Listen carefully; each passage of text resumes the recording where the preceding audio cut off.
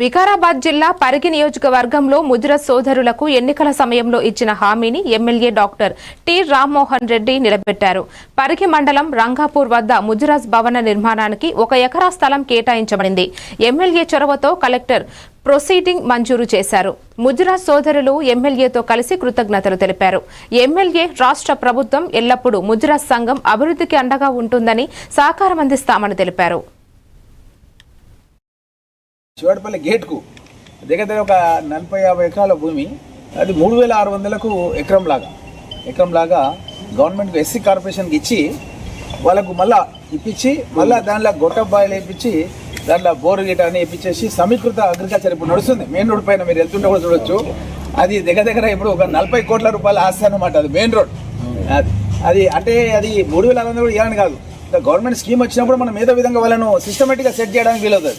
గవర్నమెంటే ప్లాన్ చేస్తుంది, చాలా 2 ఎకరాలు అంటది, బోర్ అంటది, అంతే స్కీమ్ ఉంటుంది.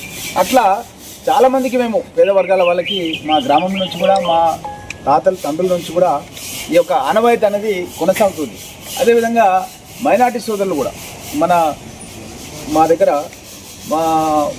మా తాత వాళ్ళ తండ్రి పేరు సాయిరెడ్డి, ఇంట్లో శివారెడ్డి అంటారు, సాయిరెడ్డి అనమాట. అయితే ఆయనకు పిల్లలు లేకుంటే సైట్పల్లి దర్గా దగ్గరలో ఉందన్నమాట. సైట్పల్లి దర్గాకి పోయి ఆడ మొక్కున్నాడు, నా కొడుకు పుడితే సుభానల్లా పేరు పెడతాను అర్థం కదా.